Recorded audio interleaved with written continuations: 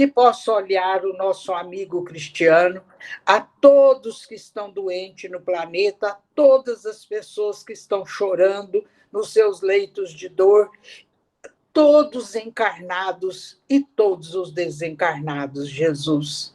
Que essa falange de espíritos e de anjos do bem possa socorrer todo mundo para dar o alívio, para dar a esperança, trazer um pouco de conforto, um pouco do perfume do nosso mestre para aliviar as dores e secar as feridas que estiverem em cada um.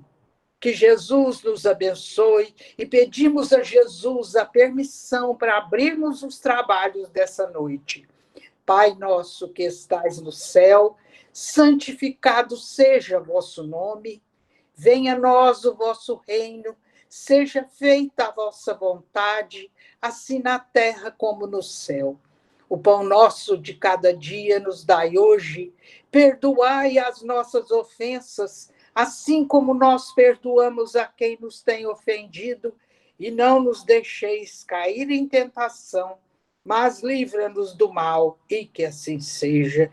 Que Jesus abençoe você, Cristiano, e a sua família, que abençoe a todos nossos companheiros, a todas as pessoas encarnadas e desencarnadas do nosso planeta, do nosso universo, e que assim seja.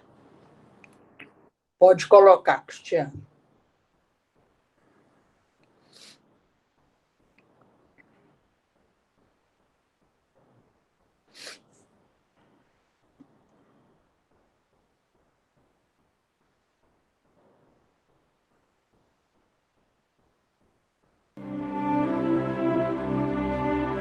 Observe a plantação de trigo.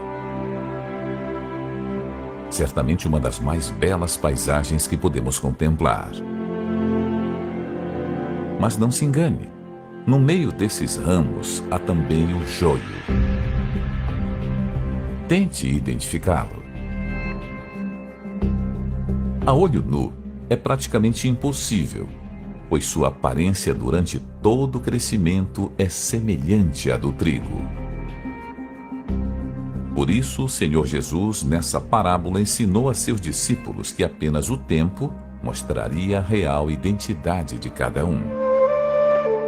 Deixai-os crescer juntos até a colheita, e no tempo da colheita, direi aos ceifeiros: ajuntai primeiro o joio, atai-o em feixes para ser queimado, mas o trigo recolhei-o no meu celeiro. E é aí que surgem as diferenças. Quando maduro e cheio de fruto, o trigo se inclina e se curva. O joio, por sua vez, não produz fruto e não se inclina. Ao contrário, se eleva entre os ramos de trigo e se sobressai. E é nesse momento que há separação. O joio é arrancado e o trigo guardado no celeiro. Ao olhar para a multidão dentro de uma igreja, todos parecem iguais. Ao orar, ao cantar e até ao falar das coisas de Deus. Porém, somente os nascidos do Espírito possuem os frutos de justiça e se inclinam como trigo diante da vontade de Deus. Já o cristão joio é orgulhoso, não aceita a disciplina. Gosta de aparentar uma suposta santidade, porém o seu interior é completamente tóxico. E sempre será assim. Onde há o trigo, haverá o joio, para confundir, envenenar e, se possível, até arrancar o trigo para ser lançado no fogo. Somente o tempo revela o que está dentro de cada um. É na hora das lutas, dos desertos, quando somos sacudidos e até mesmo esmagados, que mostramos o que há em nós. Se formos trigo, os frutos aparecerão e permanecerão. Se for joio, logo não se curvará e mostrará a sua verdadeira face. Sempre me perguntei por que às vezes parece que as pessoas de má fé têm os mesmos ou melhores resultados do que as pessoas que praticam o bem. E hoje, eu entendi. De acordo com a parábola, o bom e o ruim podem até parecerem iguais por um tempo. Mas o próprio tempo se encarrega de mostrar quem é quem. Então, nós estamos vivendo essa época do joio e do trigo. Então, todo mundo está sendo observado. Se você está se curvando diante do Pai, diante da luz desse Mestre Jesus, você se torna trigo. Mas se você permanecer altivo, orgulhoso, vaidoso, você é um joio. E aonde? Só que nós não vamos ser queimados, nós vamos ser levados para outros lugares, em situações muito piores da que vivemos hoje.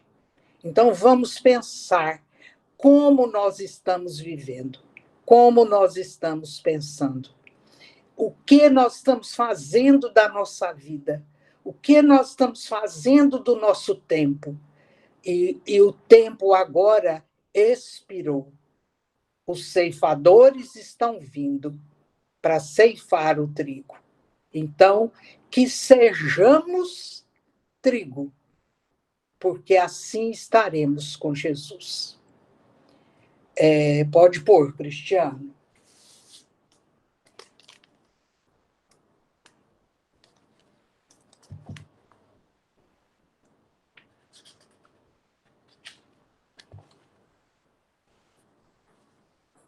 No rumo do mundo de regeneração. Então, a parte 13.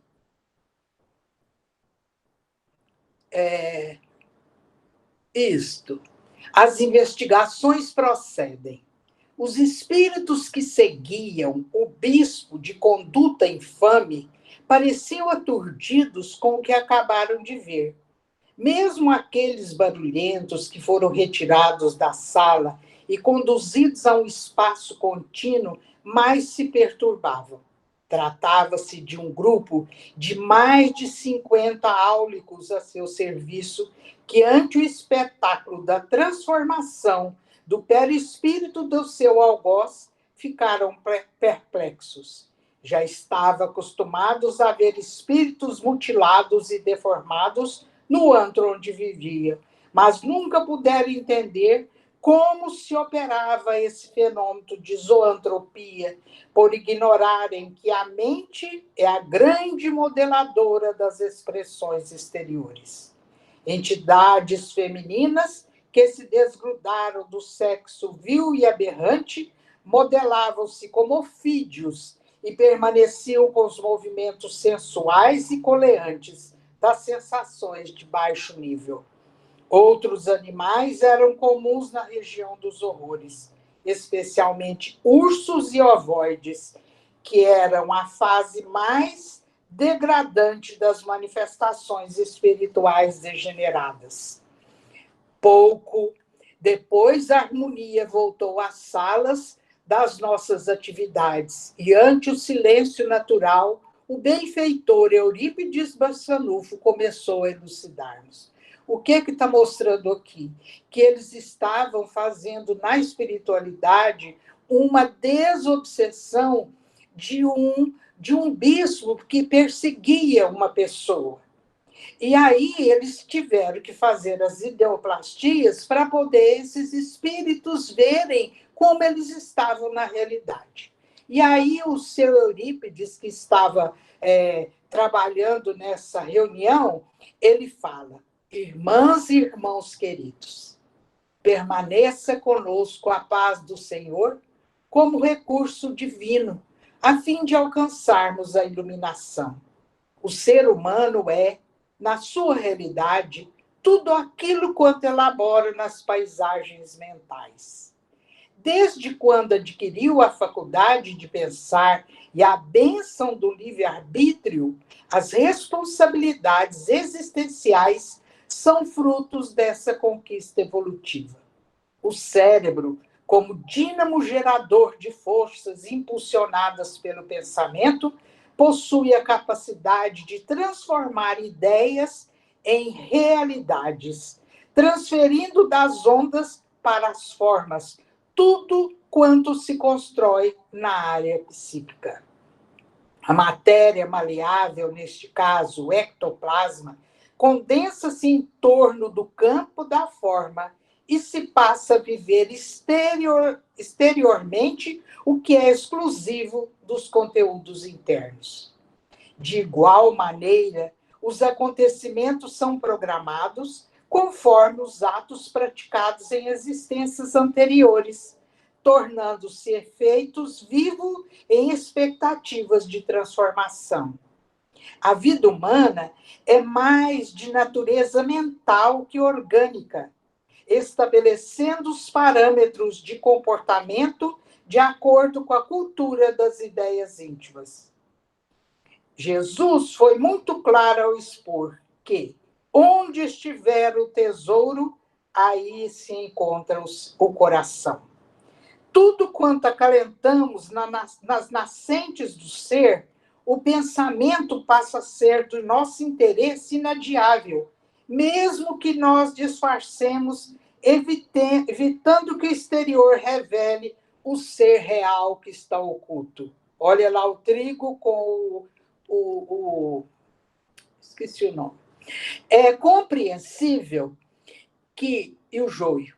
É compreensível que as aspirações e anelos cultivados adquiram vida e passe a significar verdadeiros tesouros por cuja conquista se lutará mesmo de forma inconsciente. Nas experiências do erro e do acerto, seleciona-se por automatismo o melhor, aquilo que propicia a felicidade. Em decorrência da fixação mental, vão se plasmando no modelo organizador biológico ou perispídico, muito plástico, constituindo de energia muito especial as formas que serão assumidas pelo espírito em próximas oportunidades de reencarnação. Toda forma é precedida por um modelo que expressa o desejado, que se vai adaptando ao que lhe corresponde à mente. O planejamento é do espírito, que emite a onda mental e, em contato com o ectoplasma, consegue modelá-lo com seus elementos semimateriais ou mesmo físicos. Observa-se, por exemplo, que após a morte, o espírito que foi uma pessoa míope ou portadora de algum problema que exigia o uso de óculos ou de qualquer outro equipamento, agora já não tem necessidade, porque o problema era orgânico. Entretanto, ele se encontra tão adaptado àquele uso que mantém alguns desses instrumentos, embora já lhe não sejam necessários. Por outro lado, a forma em que aparece é aquela na qual desencarnamos, mantendo a identidade conhecida. Possuidor de diversas formas e aparências, o seu inconsciente modela no além-túmulo a que mais lhe era familiar, a de que mais gostava ou em que era mais conhecido. Desencarna uma criança, por exemplo, e deixa saudades inomináveis com imenso desejo de reencontro dos afetos que ficaram. Mas no além, a grande maioria desenvolve-se como se estiveram no corpo físico. E quando os afetos vão encontrar aquele amado, ele toma a forma que desencarnou, e não a que no momento reveste, que poderia gerar um grande choque. Passado um período de adaptação e convivência, o espírito envolve ao natural do movimento que vive. É de muita relevância a vida mental, porque é a fomentadora de necessidades reais e falsas, assim como mantenedora da memória de todos os acontecimentos e clichês formulados. Eis porque a recomendação de não pecar por pensamento é muito válida, porquanto da mente a ação separa apenas a oportunidade para aqueles que não têm controle sobre a fonte das ideias. Manter quanto possível o pensamento lúcido e tranquilo, qual um lago sereno, é o ponto ideal que todos devem alcançar para então edificar nessa paisagem nobre e serena as futuras programações evolutivas. A disciplina mental é urgente e necessária em quaisquer fases existenciais, porque se trata apenas de um hábito. Ninguém de estrutura normal vive sem pensar. Toda vez, portanto, quanto seja atingido por uma ideia frívola, embora interessante, substitua por outra vantajosa que lhe ocupe o lugar. Por essa razão, o trabalho exerce uma função terapêutica valiosa nos indivíduos, porque, estando sempre preocupado com as realizações em pauta, não se torna vítima da hora vazia, quando surgem perturbações decorrentes da ociosidade mental. Todo espaço na mente deve sempre estar acionado para objetivos edificantes, nos quais o sentimento se aprimora e a vida se exalta. Houve uma pausa prolongada para nos ensejar, digerir pela reflexão os valiosos comentários. O silêncio permitia-nos escutar a respiração de todos. A seguir, o benfeitor prosseguiu. O que mantém um espírito aferrado à vingança por séculos de espera, mesmo conhecendo as leis da imortalidade do progresso? É o pensamento alucinado que fixa a ideia e perde-se no tempo e espaço, que para ele o desesperado tem o sabor de agora. Quando for possível ao espírito compreender que somente o amor pode propiciar felicidade em qualquer circunstância, tempo e lugar, a oportunidade de transformar adubo em flores, desgraça em ventura. Os sentimentos primitivos, porém, a que se dá muita atenção, mantendo-os através de conceitos ultramontanos e superados, não permitem espaço para a compreensão de que todo esse tempo transcorre a prejuízo de quem assim os cultiva. A lei do perdão, fomentada da paz, fixa igualmente e materializa-se graças ao fenômeno, a mente fixa a monoideia.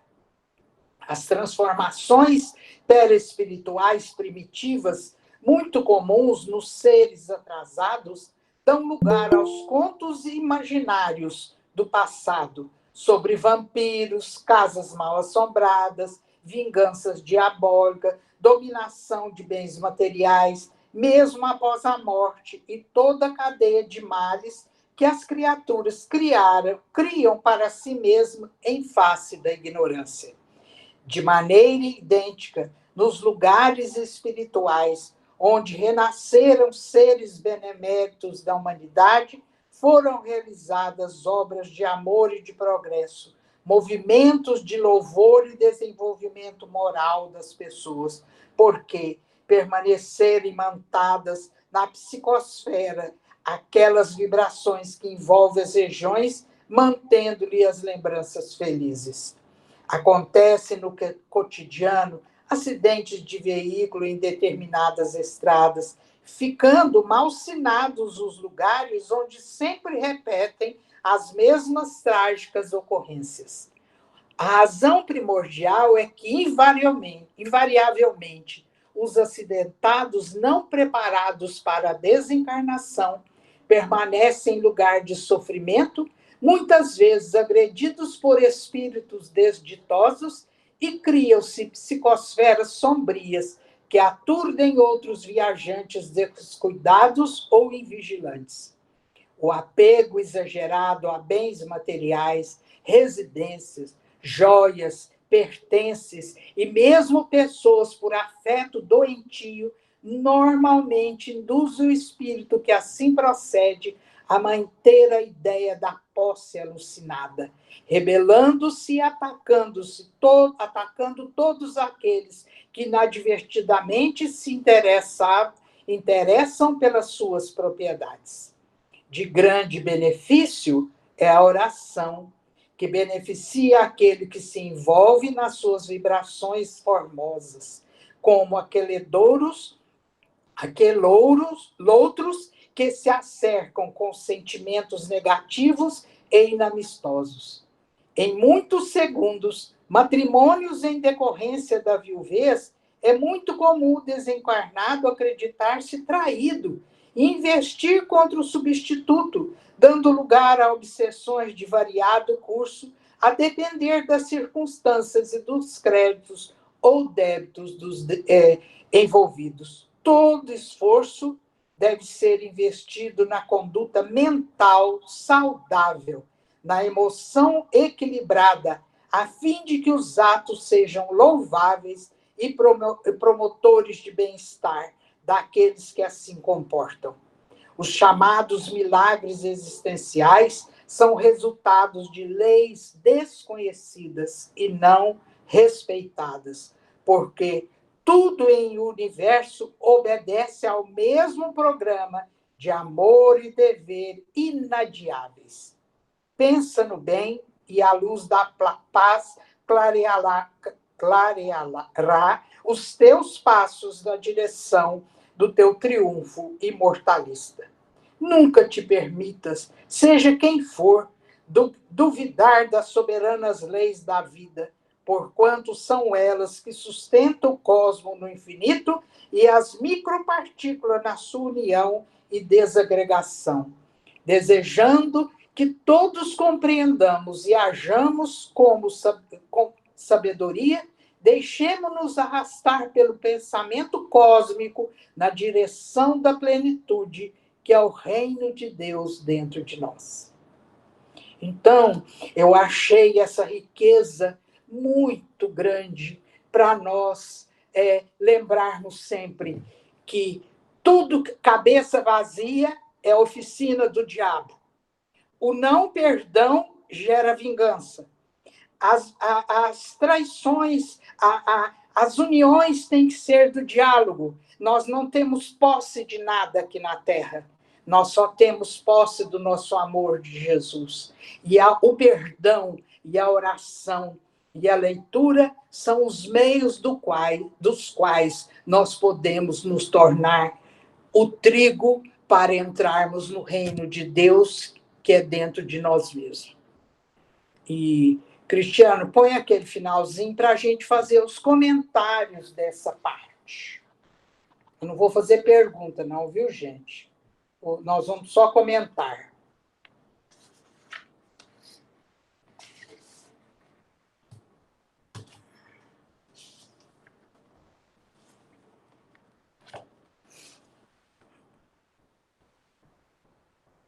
Pode colocar, Cristiano.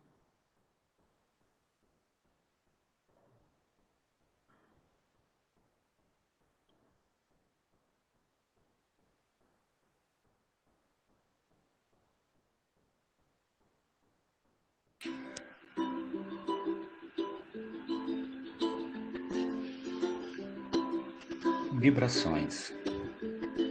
Vibração na física quântica significa que tudo é energia. Somos seres vibracionais.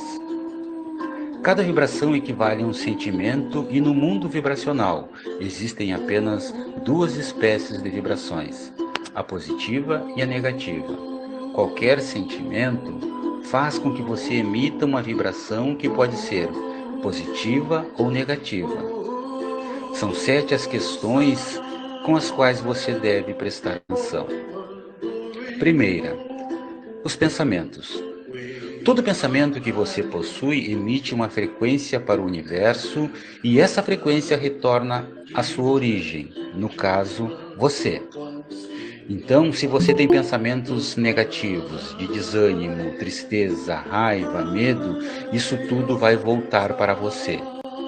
Por isso, é tão importante que você cuide da qualidade dos seus pensamentos e aprenda a cultivar pensamentos mais positivos.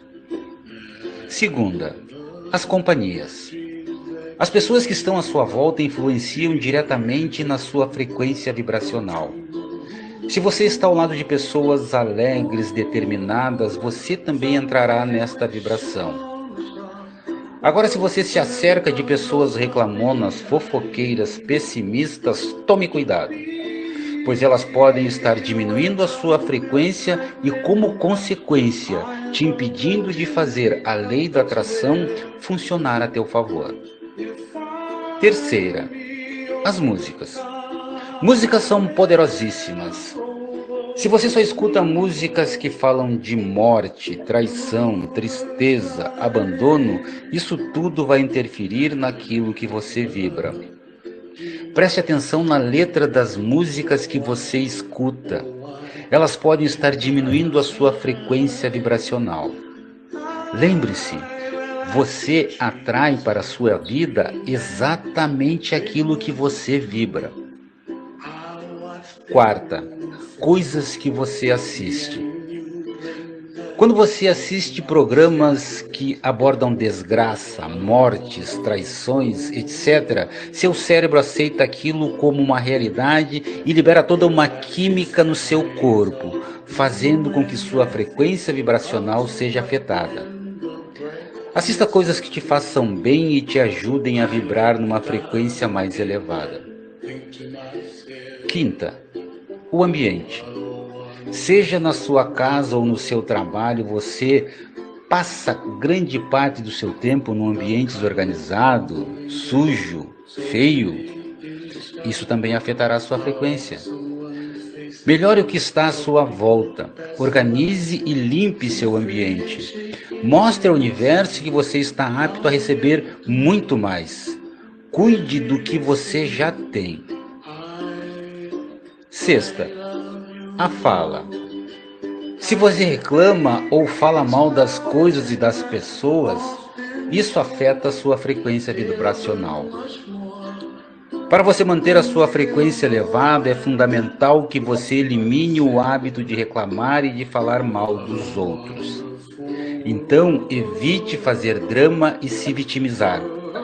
Assuma a responsabilidade pelas escolhas da sua vida. Sétima e última, a gratidão. A gratidão afeta positivamente a sua frequência vibracional. Esse é um hábito que você deveria incorporar agora mesmo na sua vida. Comece a agradecer por tudo, pelas coisas boas e ruins, por todas as experiências que já vivenciou. A gratidão abre as portas para as coisas boas fluam positivamente na sua vida. Simples assim. Que tal experimentarmos?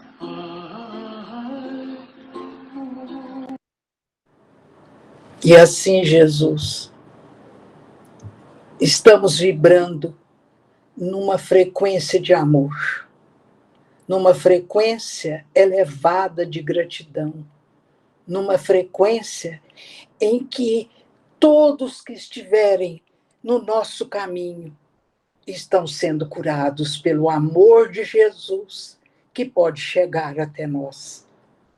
Gratidão, Jesus, por estarmos aqui reunidos em teu nome. Gratidão, Jesus, por estarmos podendo conversar, mesmo diante dessa pandemia. Gratidão, Jesus, por termos amigos, por termos pessoas que estão querendo crescer, que estão querendo elevar os pensamentos, melhorarem dentro dos seus lares o ambiente. Não é questão da sujeira, mas melhorar o ambiente mental, ter paciência, tolerância, mais caridade uns com os outros, reconhecer que cada ser tem as suas dificuldades, mas também tem os seus positivos, que nós precisamos trazê-los sempre maiores do que os negativos. E assim, Jesus, e assim, Maria de Nazaré, e assim, seu Eurípides, amigo nosso de todas as horas, continue conosco, para que o Senhor possa ajudar este planeta, ajudar a todas as pessoas que estão nos ouvindo e aquelas que não estão podendo, que essas vibrações de amor possam ir em todos os cantos do planeta, Jesus. Até no fundo dos abismos, no fundo do mar, na atmosfera, quebrando essa atmosfera cinza, doente, e pedimos, amado Mestre, coloque em nossa água o remédio necessário para cada um. Que todos, ao tomarem a água, possam sentir mais leve, mais suaves, mais ternos, e começando a querer fazer as mudanças. Nós queremos, Jesus, o Senhor está dando a oportunidade para que nós possamos ser trigos. Então, vamos pedir, Jesus, nos dê a chance de mostrar que nós podemos ser trigo. E o Senhor, Eurípides, continue nos impulsionando a crescer cada vez mais, a sermos melhores cada vez mais, a sermos um pedacinho apenas do cadarço que amarrava o seu sapato. Porque o Senhor foi maravilhoso. E é isso que nós queremos. Nós não vamos chegar nessa encarnação ser igual ao Senhor, mas aqui uns séculos podemos ser, e o Senhor vai estar mais lá na frente e vai servir de exemplo para que nós possamos chegar aonde o Senhor está. A vida é assim, é um contínuo progresso, onde todos nós crescemos uns com os outros, mas nós temos que ver qual é o exemplo, quem vai ser o exemplo e como esse exemplo se expressa. E assim, Jesus, nós só temos que te agradecer, ao Senhor e a todos esses mentores maravilhosos. Gratidão, gratidão, gratidão. Pronto, Cristiano.